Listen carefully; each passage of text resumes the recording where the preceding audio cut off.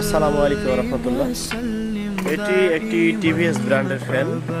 তো ব্র্যান্ডটাকে ছোট করতেছি না, কম দামের মধ্যে এই ফ্যানগুলো ভালো, খারাপ না।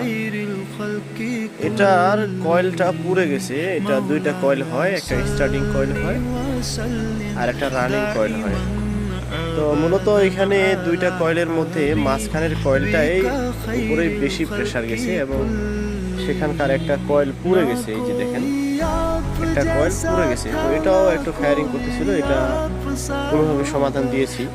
তো আমাদের কারিগরি শিক্ষা অনুযায়ী এখানে যে কয়েলটা পুড়ে গেছে এই কয়েলটা পুনরায় বেঁধে দেওয়া।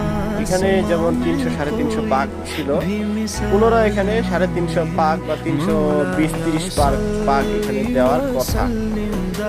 এই 26 নাম্বার বা 29 নাম্বার তার যেটাই হোক আর কি, বেঁধে দেওয়ার কথা। কিন্তু আমরা টেকনিশিয়ানরা করি কি, কাস্টমারের সময় স্বল্পতার জন্য অথবা আর ভিতরে বাঁধানোটা অনেক কষ্টকর, তারপর কাস্টমার চাইলে আমরা বেঁধে দিতে পারবো।